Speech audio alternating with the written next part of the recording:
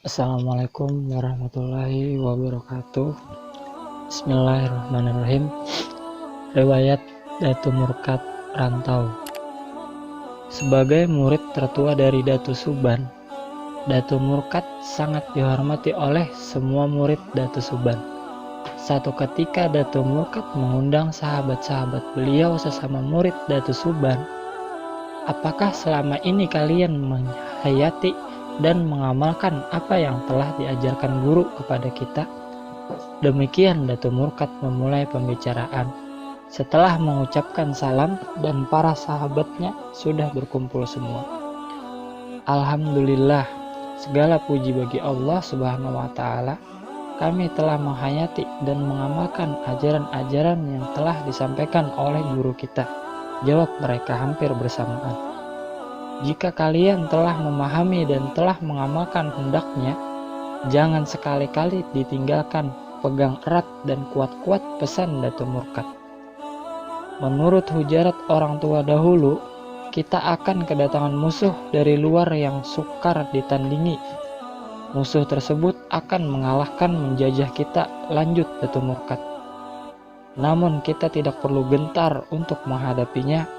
Semua telah ditentukan oleh Allah dan Allah akan berpihak kepada orang yang sabar dan akan memberi jalan dari kesulitan apapun. Dan sesuai pesan Datu Suban, kita harus bersatu padu. Datu Murkad menambah pesannya. Setelah selesai memberikan amanah dan pesan-pesan, Datu Murkad mempersilahkan para sahabatnya untuk kembali ke tempatnya masing-masing. Seketika dalam perjalanan menuju rumah Datu Niang Talib, Datu Murkad bertemu dengan seseorang yang terlihat dari penampilannya orang tersebut adalah seorang jagoan. Kampung ini apa namanya? Kata orang tersebut dengan nada kasar. Apakah maksud dan tujuan Tuan menanyakan nama tempat ini? Tanya Datu Murkad dengan ramah. Aku ingin tahu nama kampung ini, kata orang tersebut. Sekali lagi tanpa menurunkan nada suaranya yang garang dan keras. Kampung ini bernama Muning Tatakan, jawab Datu Murkad dengan suara perlahan namun tegas. Dengan penuh kegembiraan dan keangkuhan orang itu tertawa terbahak-bahak seraya bertanya, di mana tempat tinggal Datu Murkad? Ada apa gerangan Tuan mencari Datu Murkad? Tanya Datu Murkad sambil tersenyum di dalam hati karena mengetahui orang itu tidak mengenalnya. Kemudian dengan segala keangkuhan dan kesombongan, ia menerangkan bahwa dirinya bernama Anci Syahidun, seorang jagoan dari Bugis yang telah mengalahkan 39 jagoan dan datang ke Borneo atau Pulau Kalimantan, khususnya Muning Tatakan, untuk menjajal kehebatan Datu Murkad.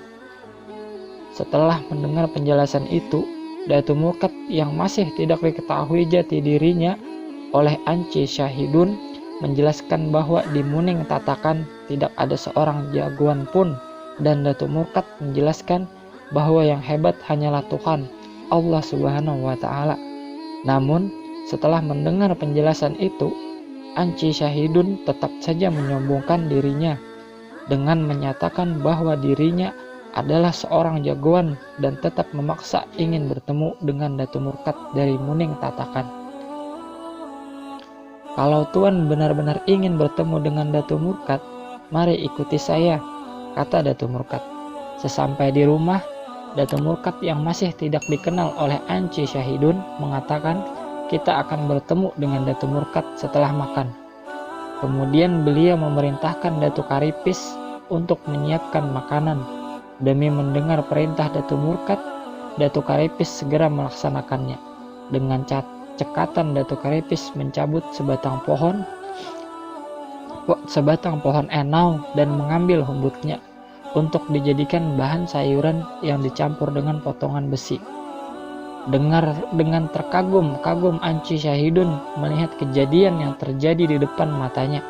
Setelah masakan telah dihidangkan di hadapan Anci Syahidun dan tuan rumah yang tak lain adalah Datu Murkad memanggil sahabat-sahabatnya untuk ikut menyantap hidangan yang telah dipersiapkan oleh Datu Karipis.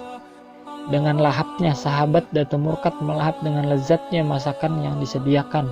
Hal yang membuat Anci Syahidun terheran-heran melihat orang-orang di hadapannya memakan sayur mayur yang dicampur dengan potongan-potongan besi tersebut. Acara makan bersama menyambut tamu telah selesai. Namun Anci Syahidun bertanya-tanya dalam hati, siapakah mereka ini semua? Namun pertanyaan itu tidak terucap di perkataannya, karena ia merasa malu sebab ia menganggap dirinya adalah seorang jagoan. Anci Syahidun mendesak agar secepatnya dipertemukan dengan Datu Murkad. Datu Murkad sengaja mengulur-ngulur waktu agar Anci Syahidun menyadari bahwa tidak perlu terjadi pertarungan setelah melihat kejadian baru saja terjadi di depan matanya. Merasa keinginan tamu tidak dapat dibendung lagi, maka Datu Murkad mengajak Anci Syahidun berangkat untuk mencari Datu Murkad. Mereka terus berjalan dan akhirnya mereka berhenti di dekat sebuah batu ampar, yaitu sebuah batu besar yang rata.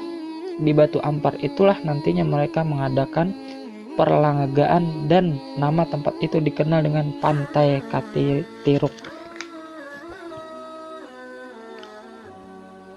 Anci Syahidun sudah hampir kehilangan kesabarannya dan sudah tidak sabar lagi ingin berlaga. Oleh Datu Murkad, Anci Syahidun disarankan bertarung dengan dirinya saja dan tidak perlu bertarung dengan Datu Murkad. Dan kalau berhasil mengalahkannya, barulah bertarung dengan Datu Murkad.